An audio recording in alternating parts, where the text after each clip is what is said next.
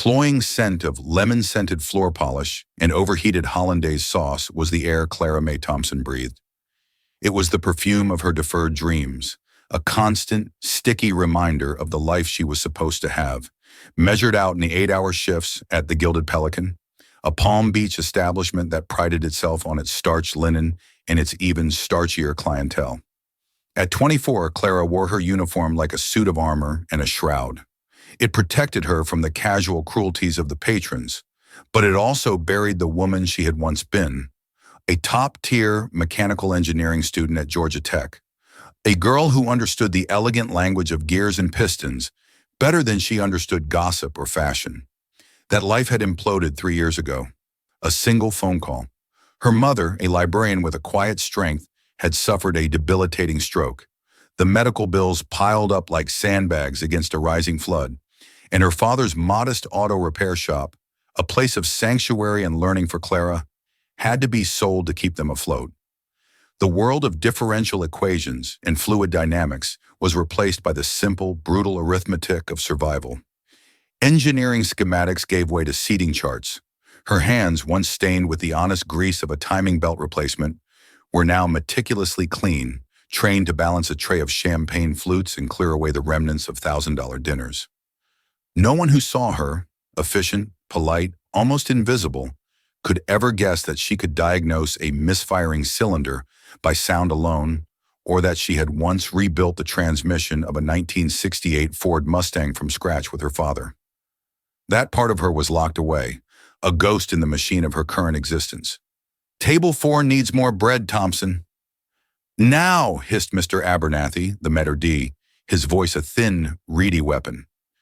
"Yes, sir," Clara murmured, her smile a carefully constructed facade. Table 4 was the personal kingdom of Mr. Reginald Harrington, a real estate mogul in his late 50s, with a face permanently flushed from expensive wine and self-satisfaction. He was a restaurant regular and Clara's personal tormentor. Today he was entertaining 2 other men who looked like slightly less successful versions of himself. "And another bottle of the Montrachet," Harrington boomed as she approached, not looking at her but at his guests. "And tell the chef if this Dover sole is a millimeter overcooked, I'll be sending it back to swim home." He punctuated the remark with a flick of his fingers in her direction, a gesture one might use to dismiss a fly. "Of course, sir. Right away," Clara said, the words tasting like ash in her mouth. As she navigated the sea of tables, her gaze briefly fell on a woman sitting alone in a quiet corner booth. She was a stark contrast to the loud, preening peacocks like Harrington. Dressed in a simple but exquisitely tailored charcoal gray suit, the woman appeared to be in her early 70s. Her white hair was cut in a severe, elegant bob, and her eyes, behind a pair of unadorned glasses, missed nothing. She nursed a single glass of iced tea, her posture radiating an unnerving stillness, a quiet authority that was more potent than all of Harrington's bluster. There was no flashy jewelry, no designer handbag placed ostentatiously on the table, but the very fabric of her suit seemed to absorb the light differently.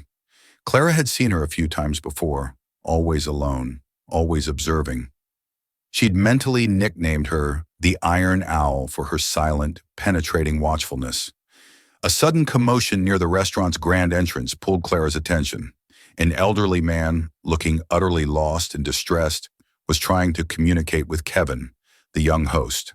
The man was dressed in a well-worn tweed jacket, and he clutched a vintage leather car key fob in his trembling hand. He was speaking in heavily accented English, but his panic made the words tumble out in a nearly incomprehensible rush.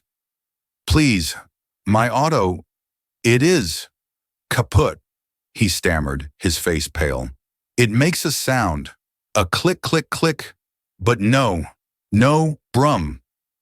Kevin, a college student more interested in his phone than the patrons, stared at him blankly. "Sir, a click? You mean your car won't start? You should probably call a tow truck." From his table, Harrington let out a loud braying laugh. "Sounds like the old fossil's jalopy finally gave up the ghost. What is it? A Model T?" His friends guffawed along with him. The old man's face flushed with a mixture of embarrassment and frustration. He tried again, this time slipping into his native German, his words now precise and technical, though no one could understand them. Der Anlasser dreht, aber der Motor zündet nicht. Ich glaube, es liegt an der Kraftstoffpumpe oder vielleicht am Verteiler. Whoa, there, Fritz, Harrington called out, standing up and puffing out his chest. He clearly saw an opportunity to perform. He strode over to the man. Let me explain it in simple terms. Your old car is dead. Call a cab. He spoke slowly, as if addressing a child. The German man just looked more crestfallen, shaking his head in despair. Clara felt a hot surge of anger. It wasn't just Harrington's condescension. It was his profound, willful ignorance. It was the casual cruelty of a man who had never had to fix anything himself. And through the old man's panicked German, Clara had heard something that resonated deep within her soul. The starter turns, but the engine won't ignite. I think it's the fuel pump, or maybe the distributor. It was the language of her father's garage. It was the language of her lost life. Something inside her, the part of her that knew the precise, beautiful mechanics of an internal combustion engine, finally snapped. The years of forced smiles and swallowed insults had built a pressure that needed a release. She placed her tray of water glasses on a nearby service stand, wiped her palms on her apron, and walked toward the entrance. The woman in the corner booth, the Iron Owl, lowered her glass of iced tea and leaned forward just a fraction of an inch. Her gaze sharpened, zeroing in on the unfolding scene. Clara stopped in front of the distraught German man and looked him kindly in the eye. Then she spoke. The voice that emerged was not the soft, subservient whisper of a waitress. It was clear, confident, and flowed with a language the room did not expect. Entschuldigen Sie die Störung, mein Herr, she began, her German fluent and technical. Mr. Harrington versteht nichts von Motoren. Sie sagten, der Anlasser dreht? Hören Sie die Kraftstoffpumpe summen, wenn Sie den Schlüssel drehen? Excuse the interruption, sir. Mr. Harrington doesn't understand engines. You said the starter turns? Can you hear the fuel pump hum when you turn the key? The entire restaurant seemed to fall silent. Harrington's jaw hung open, his face turning a blotchy red. His friends stared at Clara as if she had just sprouted wings. Mr. Abernathy, the maitre d', looked horrified. From the corner booth, a single perfectly sculpted eyebrow on the Iron Owl's face rose in appraisal. The German man's eyes widened, then filled with a flood of immense relief. Ja, genau, he exclaimed, gripping her arm. He launched into a more detailed explanation. It wasn't just any car. It was his 1957 Mercedes-Benz 300 SL Gullwing, a masterpiece of engineering he'd owned for 40 years. He just had it serviced, but the mechanic was new and he suspected something simple had been overlooked. Clara listened intently, nodding. Ein loses Zündkabel vielleicht? Oder ein Wackelkontakt am Verteiler? Das passiert bei diesen alten Zündsystemen oft. A loose spark plug wire, maybe? Or a loose connection at the distributor. That happens a lot with these old ignition systems. She turned to Mr. Abernathy, her voice switching back to a crisp, professional English. Mr. Abernathy, I need 5 minutes. This gentleman needs help. Thompson, you are a waitress. Get back to your tables this instant, he hissed, mortified. With all due respect, sir, right now I'm the only person in this building who can actually solve this problem, Clara said, her voice unwavering. She looked at the German man, whose name she learned was Mr. Schmidt. Kommen Sie, she said gently. Let's take a look. She led the astonished Mr. Schmidt out the front doors, leaving a wake of stunned silence and Harrington's sputtering indignation. Outside, parked brazenly in the valet lane, was the car. It was breathtaking. Silver, sleek, with its iconic upward opening doors, it was a piece of automotive art. A small crowd of valets stood around it, shrugging helplessly. Pop the hood, please, Clara said in English, her mind already working. Mr. Schmidt fumbled with the latch, and she lifted the heavy hood. The engine was a clean, beautiful labyrinth of polished metal. She didn't need tools, not yet. She needed her eyes and her hands. Her fingers, nimble and sure, traced the path of the spark plug wires. They were old, the braided cloth type. She ran her hand along the distributor cap. And there it was. A tiny thing, almost imperceptible. The main coil wire leading into the center of the distributor cap was not seated properly. It was just loose enough to create an intermittent connection. Exactly the kind of simple, frustrating problem that could stump someone who didn't know what to look for. She pushed it down firmly. It clicked into place with a satisfying snap. "Okay, try it now," she told Mr. Schmidt, stepping back. He scurried to the driver's seat, his hands trembling with hope. He turned the key. The engine turned over once, twice, and then erupted into a deep, throaty, perfectly tuned roar. The sound was music. Mr. Schmidt let out a cry of pure joy. He leaped out of the car and enveloped Clara in a huge, heartfelt hug, babbling his thanks in a torrent of German. "Danke, danke, mein Engel. You are an angel, a mechanical genius." Clara just smiled, a real, genuine smile that reached her eyes for the first time that day. She felt a profound sense of satisfaction, a reconnection with a part of herself she thought was dead. For a moment, she wasn't a waitress. She was Clara Thompson, the engineer. When she walked back into the restaurant, the atmosphere was electric. The patrons were whispering, staring at her with a newfound respect. Mr. Harrington sat rigidly at his table, his face a thunderous mask of humiliation. He had been upstaged, made to look like a fool by a waitress. She went to his table to refill his water glass, her movements calm and professional. He didn't say a word. When he and his guests finally left, he slapped a few bills on the table for a nearly $2,000 meal. Clara glanced at it later. A $5 tip. A final, petty act of vengeance. She wasn't surprised. What did surprise her was that the woman in the corner booth, the Iron Owl, was also preparing to leave. As she stood, her valet, a man with the discreet bearing of a Secret Service agent, approached the table. The woman spoke to him in a low voice, her gaze fixed on Clara. The valet nodded and walked over to Clara as she was clearing another table. "Excuse me, miss," he said respectfully. "Mrs. Vance asked me to give you this." He handed her a thick, cream-colored envelope made of heavy, expensive cardstock. It bore no name, only a simple, embossed crest on the flap, a stylized V intertwined with a gear. Clara took it, her fingers numb. She watched as the woman, Mrs. Vance, walked out of the restaurant without a backward glance and stepped into a waiting Bentley that purred at the curb like a contented panther. Clara thought that was the end of it, a strange, exhilarating break in the monotony of her life. She had no idea that for her, the engine had just started. The rest of her shift was a hazy dream. The clatter of plates, the endless requests for more water or extra lemon, all of it seemed distant and unimportant.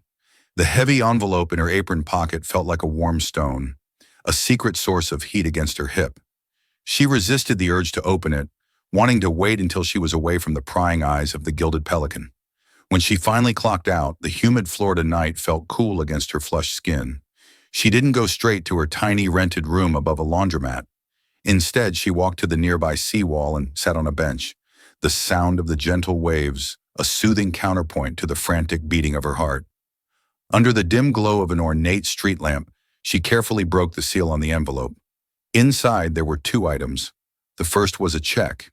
It was drawn from a private bank she'd never heard of, a personal check, not a corporate one. The signature was a bold, decisive scrawl. Eleanor Vance.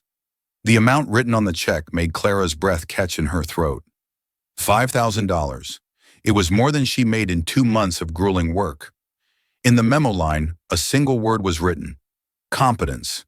The second item was a letter, handwritten on matching stationery. The script was elegant but strong, the ink a dark, assertive blue. Miss Thompson. I do not believe in luck. I believe in skill. What I witnessed this afternoon was not a waitress helping a tourist. It was a diagnostician solving a problem with an efficiency and grace my own corporate engineers would do well to emulate. Arrogance is common. Competence is rare. You possess the latter in abundance, and it is being criminally wasted. This check is a gratuity for your service. The real purpose of this letter is an invitation. I have a problem, a far more complex mechanical puzzle than a vintage Mercedes. I require a fresh perspective, someone who sees the machine, not just the balance sheet.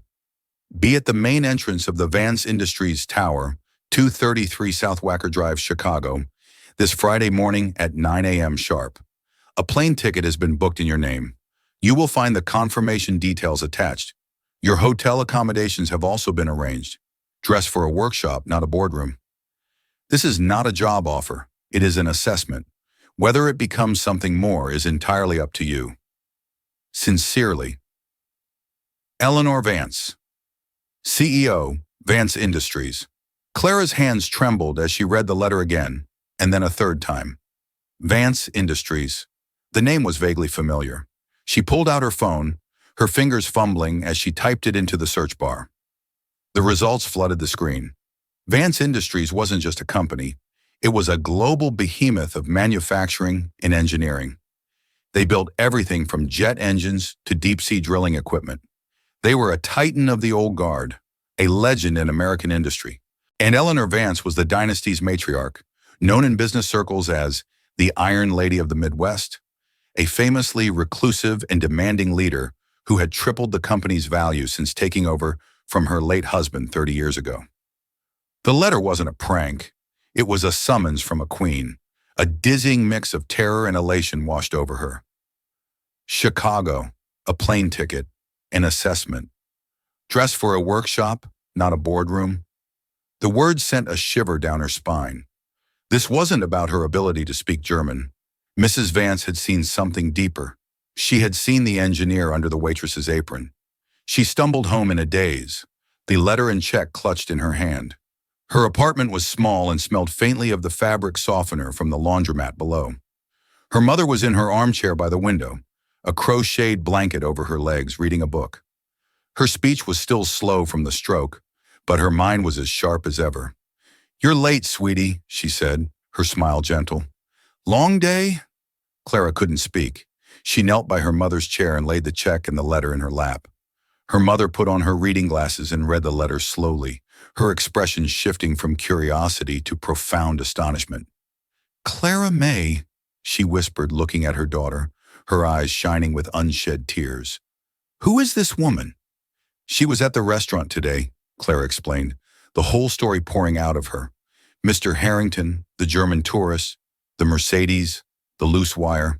Her mother listened, her gaze filled with a fierce maternal pride. But it was quickly followed by a flicker of worry. "Chicago. It's so sudden. Clara, you must be careful. Things like this don't just happen. It could be some kind of trick." "I know, Mom. It feels impossible," Clara said, her voice barely a whisper. "But what if it's not? What if it's real?" She looked around the cramped room at the stacks of unpaid medical notices on the small kitchen table. The $5,000 check could pay for 3 months of her mother's physical therapy. But the letter was offering something more valuable than money.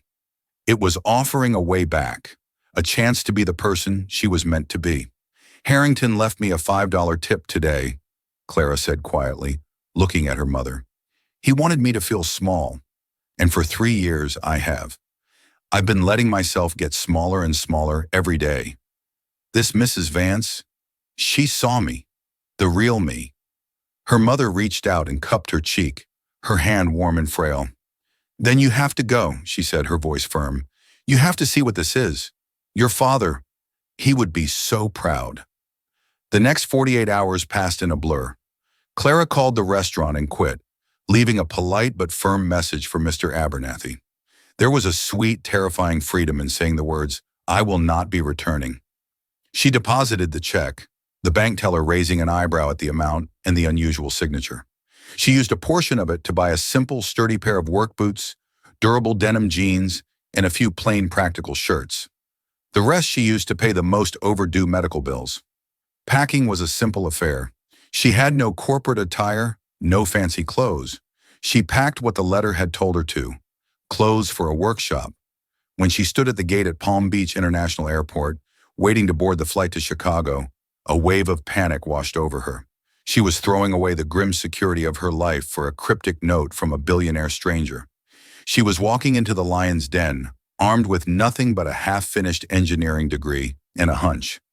But as the plane took off, climbing high above the manicured green lawns and sparkling blue water of Palm Beach, she didn't feel fear. She felt the exhilarating, terrifying thrill of an engine catching, of a machine roaring to life, her own. The Vance Industries tower was not a building. It was a declaration of power, a shard of black glass and steel that pierced the Chicago sky. It was designed to intimidate, to make one feel small and insignificant. As Clara stood before it, clutching her worn backpack, she felt a tremor of her old insecurity. But she took a deep breath, straightened her shoulders, and walked through the revolving doors. The lobby was a cavern of polished black marble and silent, efficient people in expensive suits. She approached the main security desk, her heart thudding against her ribs. "I'm here to see Eleanor Vance. My name is Clara Thompson." The security guard, a formidable man with an earpiece, didn't even look at a list. He simply nodded. "We've been expecting you, Ms. Thompson." Another guard appeared and escorted her to a private elevator. There were no buttons inside. The guard swiped a card and the elevator began a swift, silent ascent.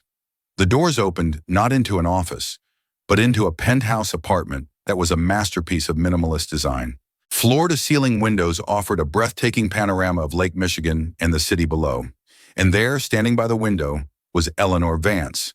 She was dressed as simply as she had been in the restaurant, in gray flannel trousers and a black cashmere turtleneck. "Ms. Thompson, you're punctual. I appreciate that," she said, her voice as crisp and cool as the view. She gestured to a chair. "Please sit." Clara sat on the edge of the leather armchair, feeling hopelessly out of place. "Mrs. Vance, thank you for the check and the flight, but I have to admit, I don't understand why I'm here." "You are here, Ms. Thompson, because I have a very expensive, very sentimental problem," Mrs. Vance said, turning from the window. Her eyes were even more piercing up close, the color of a winter sky. "My company employs over 200 of the world's best engineers.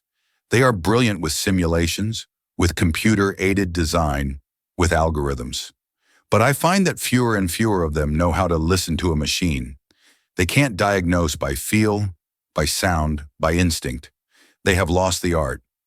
I suspect you have not." She walked to a wall that looked like a seamless panel of dark wood.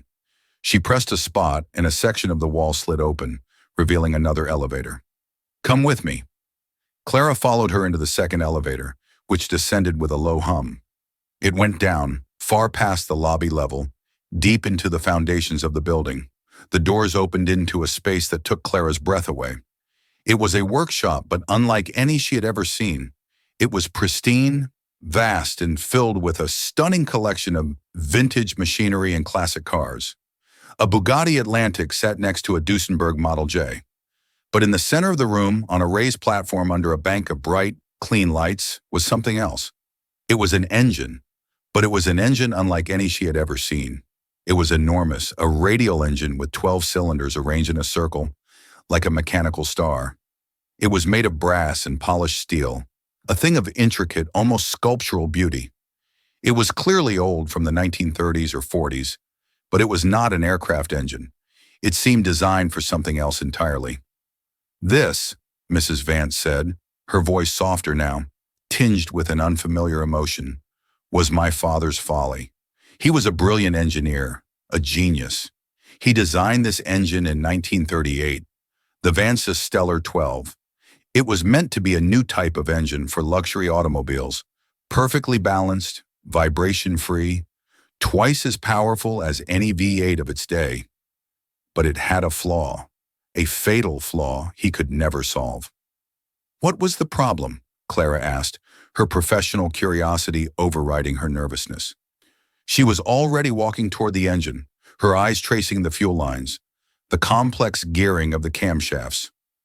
At precisely 3,200 RPM, it develops a harmonic resonance, a vibration that, if allowed to continue for more than 10 seconds, will tear the engine apart. He worked on it for a decade. It broke his heart. After he died, my husband had it preserved and moved here. For the last 50 years, it has been a monument, a beautiful, useless failure. My team has run every computer simulation imaginable. They say the design is inherently unstable. They want to redesign it with modern materials and electronics. They want to gut its soul. She turned and looked directly at Clara, her expression intense. I don't want a simulation. I want a diagnosis. You have this workshop. You have access to every tool, every schematic. You have until Monday morning. Find the flaw. And with that, she turned and walked back to the elevator. My assistant, Mr. Graves, will be outside. He can arrange for food and anything else you require. I will see you Monday at 9. The elevator doors closed, leaving Clara alone in the vast, silent workshop with the ghost of a machine. For a moment, Clara was paralyzed by the sheer enormity of the task. This wasn't fixing a loose wire. This was a legendary engineering problem that had stumped a genius in a team of modern experts. It was an impossible test. Failure was not just an option, it seemed like a certainty. Then she took a deep breath of the cool, machine-scented air. She walked a slow circle around the Stellar 12, her fingers lightly tracing its cold metal skin. It wasn't just a puzzle, it was a conversation waiting to happen. She had to learn its language. Her first 2 hours were spent just looking. She didn't touch a single tool. She studied the original, hand-drawn schematics, marveling at the elegance of the design. Her father had taught her that. Don't just tear into it, Clara May. Look at it. Understand what the builder was trying to do. Every machine tells a story. As she worked, a man in a crisp lab coat entered the workshop. He was in his late 40s with a sour, impatient expression. I'm David Peterson, head of Legacy R&D, he announced, his tone making it clear he considered the title an insult. Mrs. Vance insisted I make myself available to you, though for the life of me, I don't know what she thinks you'll find that my team's terabytes of simulation data haven't already. It's nice to meet you, Mr. Peterson, Clara said evenly, not looking up from a complex gear assembly she was studying. We've proven, mathematically, that the crankshaft counterweights are insufficient to dampen the third-order harmonics at that specific RPM range. Peterson continued, lecturing her. It's a fundamental design flaw. You're wasting your time. Mathematics and reality don't always perfectly align, Clara murmured, more to herself than to him. The comment clearly irritated him. He watched her for another 10 minutes, arms crossed, before leaving with a disdainful sniff. He was a hurdle, another Mr. Harrington in a different suit. She spent the rest of Friday and all of Saturday in a state of total immersion. Mr. Graves had food and coffee silently delivered. She barely slept, napping for short bursts on a cot in a small side office. She methodically, painstakingly, began to disassemble a section of the engine. She measured every part with calipers, checked tolerances, looked for microscopic signs of wear or stress. It was a perfect machine. The craftsmanship was flawless. The computer simulations were probably right. The design itself was the problem. But it felt wrong. Her instincts, honed over years in her father's garage, screamed that she was missing something. On Sunday morning, bleary-eyed and fueled by coffee, she was staring at one of the pistons. It was a thing of beauty, light and perfectly machined. She was cleaning it when her finger caught on something inside the piston skirt, a tiny imperfection. She looked closer with a magnifying glass. It wasn't a flaw in the metal, it was a number, a tiny, almost invisible stamp, 11. She checked another piston. It was stamped with a 4. Her heart began to race. She scrambled to the parts manifest in the schematics. The pistons were all supposed to be identical, but they weren't. She spent the next 3 hours frantically removing and weighing every single piston. Her discovery was shocking. They were not identical. They were balanced in sets. Piston 1 was matched with piston 7, piston 2 with piston 8, and so on. But they were all slightly, minutely different in weight. The differences were tiny, mere grams, but in a high-revving engine, a few grams could be the difference between balance and catastrophic failure. Why would a brilliant engineer do this? It made no sense. It was a recipe for the very imbalance he was trying to solve, a deliberate act of engineering self-sabotage. Unless it wasn't. She closed her eyes, the workshop's cool, still air a balm on her frayed nerves.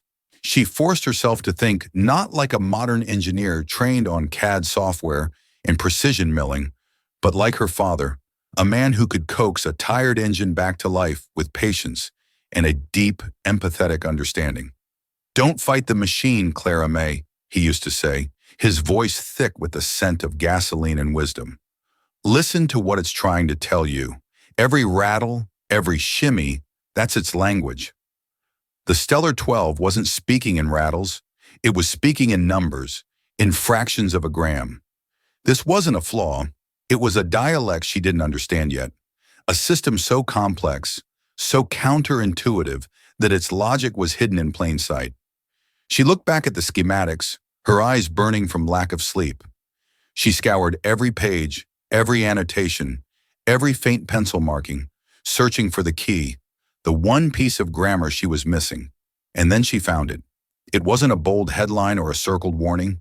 It was a ghost of a sentence in the margin of the crankshaft assembly diagram, written in an elegant cursive that felt achingly familiar, like the script in her grandmother's old recipe books. The graphite was so faded it was almost invisible. Firing order must match weight distribution pattern. See Appendix C. Her breath hitched. Appendix C. There was no Appendix C in the thick binder of schematics. She checked the digital archives on the workshop's terminal, Peterson's terabytes of data. She ran searches for Appendix, Stellar, Balancing. Nothing. The document was gone, a ghost in the machine's history. Panic, cold and sharp, pricked at the edges of her exhaustion. Without that key, the engine was just a beautiful sculpture of unsolvable chaos. Peterson had said they had digitized everything. If it wasn't in the system, it was gone forever. She leaned against the workbench, the weight of imminent failure pressing down on her. She had come so far only to be stopped by a missing piece of paper. She pushed herself away from the bench and began to pace, the soft scuff of her boots the only sound in the cavernous space. Where would a man in the late 1930s, a man of meticulous habits and brilliant, unconventional ideas, keep a document of such singular importance? He wouldn't have just clipped it to the main schematics. It was a secret, the very soul of his design. He would have protected it. Her mind drifted back to her father's garage. It had been organized chaos, but her father had his own systems. He'd tuck critical torque specifications or wiring diagrams into the pages of his well-worn Chilton manuals. Not just any page, but the corresponding chapter, a physical hyperlink between the book's knowledge and his own. It wasn't just storage, it was a conversation with the past. Clara's gaze snapped to the far wall, the glass-fronted bookcase, Eleanor's father's personal library. Her heart began a frantic, hopeful rhythm. She crossed the room, her hands slightly trembling as she slid the glass door open. The books smelled of old paper, leather, and time. They were the classics. Timoshenko's Strength of Materials, Ricardo's treatise on the internal combustion engine, Stadola's Steam and Gas Turbines. She pulled them out one by one, her touch reverent, shaking them gently, flipping through their pages. Nothing. Her hope began to wane, the adrenaline of her earlier discovery draining away, leaving a residue of despair. She was about to give up when her fingers brushed against a spine that felt different. It was thicker, the leather softer, more worn. It wasn't a textbook. It was a large, heavy volume of Leonardo da Vinci's collected notebooks. Of course, a man who designed an engine as art would treasure the work of the ultimate artist-engineer. She lifted the heavy book from the shelf. It felt unbalanced, heavier at the back. With a surge of certainty, she turned to the inside back cover. Tucked into a flat, built-in paper sleeve, a feature of old, high-quality bookbinding, was a single sheet of paper, folded into a neat square. It was brittle, the color of old ivory. As she carefully unfolded it, the graphite and faded ink seemed to drink the light. At the top of the page, the title was written in that same elegant script. Appendix C, Stellar 12, Firing Order and Piston Balancing Key. It was the Rosetta Stone. She laid it on the clean workbench under the bright task light, her hands hovering over it as if it might dissolve. It wasn't just a list of numbers. It was a work of genius, a testament to a mind that saw the world in a different way. The engine was not a standard radial where opposing cylinders fired to maintain balance. Vance's father had invented a radical, non-sequential firing order that spiraled around the crankcase, creating a power delivery so smooth it would be like a turbine. But to counteract the complex forces this order generated, the pistons had to be installed in a specific, non-numerical sequence. their minute weight differences precisely arranged to act as dynamic counterweights. He hadn't built an unbalanced engine. He had built a perfectly balanced one that required a secret symphony to play its tune. Over the decades, some mechanic, probably performing routine maintenance, had disassembled it. Finding the numbered pistons, he would have done the logical, standard, and utterly wrong thing. He would have reassembled it in numerical order, 1 through 12. In a single act of conventional thinking, he had turned a masterpiece into a ticking time bomb. Clara sank onto a stool, the yellowed paper held gently in her hands. The silence of the workshop was no longer empty. It was filled with the ghost of a brilliant man, and she felt a profound, heart-aching connection to him. He had lost his dream not to a flaw in his genius, but to a simple lack of communication across time. When the elevator doors hummed open at precisely 9:20 a.m. on Monday, Clara didn't flinch. She was sitting calmly beside the partially disassembled engine, the 12 pistons laid out on a clean white cloth in a strange, nonlinear pattern. The yellowed paper from the book lay beside them. Eleanor Vance entered first, her posture as straight and unyielding as a steel girder. David Peterson followed a step behind, a thin, triumphant smirk playing on his lips. He carried a tablet, ready to present his data-driven condemnation. "Well, Ms. Thompson," Mrs. Vance said, her voice a cool, neutral instrument. "Your time is up. Report." Clara took a slow breath, feeling a calm she hadn't known in years settle over her. The waitress was gone. The frightened student was gone. She met Mrs. Vance's gaze. "Mr. Peterson was right," she began. The smirk on Peterson's face widened. He took a half step forward, ready to interject. "As I told you, Mrs. Vance, the simulations were conclusive. He was right that the engine, as it stands, is fundamentally unstable," Clara continued, her voice cutting cleanly through his. "His simulations correctly predicted that the assembly would tear itself apart at 3,200 RPM. Peterson's expression shifted to one of smug vindication. "So, you've spent 48 hours confirming what my team proved in 30 minutes? A fascinating use of company resources." "However," Clara said, her voice dropping slightly, drawing them in, "the simulations and Mr. Peterson were operating under a false premise." She stood and gestured to the engine. "They assumed they were analyzing the original design. They were not. They were analyzing a mistake." She picked up the yellowed paper, holding it with the care one would afford a sacred text.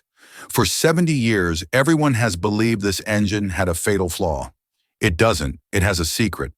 For the next 10 minutes, the workshop became her classroom, her theater. She didn't just explain, she demonstrated. She explained the discovery of the weighted pistons, the frantic, near-hopeless search for the missing appendix, the moment of revelation within the pages of Da Vinci's work. She then walked them through the genius of the design, using the pistons on the cloth as visual aids. "You see," she explained, pointing to the paper and then the pistons. "Cylinder 1 doesn't fire opposite cylinder 7. It fires, then cylinder 4, then 9, then 2. It's a spiral. The creator designed this seemingly chaotic firing order to eliminate vibration at the source. But to make it work, the assembly itself had to be a part of the balancing act. Piston 1, the lightest, goes in this cylinder. Piston 8, its heavier partner, goes over here. They aren't fighting a vibration, they are composing a harmony." He was dynamically tuning the reciprocating assembly in 1938, using nothing but a precision scale and a pencil. Peterson had gone pale. He took the paper from Clara's outstretched hand, his own trembling slightly. He stared at the complex firing order, the corresponding piston weights. The smirk was gone, replaced by an expression of pure, unadulterated shock. He looked from the paper to the engine, to the pistons on the table, his mind clearly racing, rerunning decades of assumptions. "My God," he whispered, the sound swallowed by the vast room. It's perfect. It's a mechanical fugue. We've been trying to solve this problem with variable valve timing and active engine mounts controlled by microprocessors. He did it with physics, pure physics." Eleanor Vance had not moved. Her gaze had been locked on Clara throughout the entire explanation. The icy reserve in her eyes had not just melted, it had evaporated, replaced by something fierce and bright. It was not just admiration, It was recognition. "You didn't just find the flaw, Miss Thompson," she said, her voice low and resonant. "You rescued a legacy. You listened to the story when everyone else was just reading the numbers." She turned her sharp gaze to Peterson, who visibly flinched. "Mr. Peterson, you and your team of data analysts will reassemble this engine. You will do it under Ms. Thompson's direct and sole supervision. Every bolt will be torqued to her specification. I want to hear it run by the end of the month. Am I understood?" "Yes, Mrs. Vance," Peterson said, his voice humbled. He looked at Clara, and for the first time, she saw not condescension, but a dawning, grudging respect. Eleanor turned back to Clara. The brief, almost imperceptible softening of her features was gone, replaced by her usual crisp efficiency. "The assessment is over. My car will take you to your hotel. Be ready at 6 p.m. We will discuss your future over dinner." Dinner was not at a gilded, crowded restaurant. It was in the penthouse, the city of Chicago, a glittering tapestry of light laid out on 108 floors below. A table had been set near the vast windows. The meal was simple, elegant, and served by a silent attendant, who then disappeared. For a long while they ate in a comfortable silence. Finally, Eleanor Vance placed her fork down and looked at Clara. "My father died believing he was a failure," she said, her voice devoid of its usual corporate steel, now possessing a quiet, personal timbre. "He poured his fortune and the last decade of his life into that engine. When it failed, it broke him. My husband, a practical man, saw it as a folly, a monument to hubris. He had it preserved as a cautionary tale. I never knew what to think. Until today." She paused, her gaze lost for a moment in the city lights. "When you spoke in the workshop, I didn't just hear an engineer. I heard him. That same spark, that refusal to accept the obvious answer, that passion for the machine's hidden poetry. My company has hundreds of brilliant minds. They build the future, but we have forgotten how to listen to our past." She leaned forward, her eyes locking with Clara's. "I am creating a new division at Vance Industries. I'm calling it the Skunk Works Division, after the old Lockheed term. Its mandate will be to solve the impossible problems, to look at our most challenging legacy projects, our most ambitious failures, and find the forgotten genius. It will operate outside the normal corporate structure. It will have its own budget, its own labs, starting with my father's workshop, and it will answer to no one but me." She let the words hang in the air. "I want you to build it and to run it." Clara felt the air leave her lungs. The scale of the offer was so immense it seemed to bend the reality of the room around her. "The title will be Executive Director," Vance continued, as if discussing a routine line item. "Mr. Peterson will be reassigned to your division. He is brilliant, but his arrogance is a liability. You will teach him humility, or you will fire him. The choice will be yours. A corporate apartment, 2 blocks from this building, has been prepared for you. Your salary will be of a magnitude that will render your mother's medical bills an afterthought. We will have the finest geriatric care specialists in the country flown to Florida for a consultation, and we will handle her relocation to Chicago whenever you and she are ready. We will also, of course, fund the completion of your degree and any subsequent degrees you wish to pursue at the university of your choice." It was a life raft. No, it was an ocean liner, offered to a woman who had been treading water for 3 years. It was the restoration of everything she had lost, and the promise of a world she had never dared to dream of. "There is a condition," Mrs. Vance added, her voice regaining its sharp edge. "I am not offering you a job, Miss Thompson. I am offering you a battlefield. The corporate world is not a meritocracy. It is a hierarchy. You are young. You are a woman. You are an outsider with a half-finished degree. There are 100 vice presidents in this company who will believe your position belongs to them. They will undermine you. They will challenge you. They will wait for you to fail. I am opening the door for you and giving you a suit of armor, but the fight will be yours alone, every single day." Clara looked out the window at the endless grid of lights, a universe of human ambition and struggle. She thought of the cloying smell of hollandaise sauce, of the weight of a heavy tray, of Mr. Harrington's contemptuous face as he dropped a $5 tip for a $2,000 meal. She thought of the grit under her fingernails in her father's garage, a feeling she had missed more than she had ever admitted. She had been fighting her whole life, against poverty, against grief, against the quiet death of her own spirit. The fight Mrs. Vance described didn't scare her. It sounded like coming home. She turned back to face the Iron Lady of the Midwest. A genuine smile, the first she had truly felt in years, touched her lips. Her voice when she spoke was not the whisper of a waitress or the uncertain tone of a student. It was calm, clear, and steady, the voice of a director. "I understand, Mrs. Vance," she said. "I'll need access to the full digital archives and the original schematics for the T-77 turbine compressor first thing in the morning. I saw the failure analysis reports in the system. I think they've been asking the wrong questions."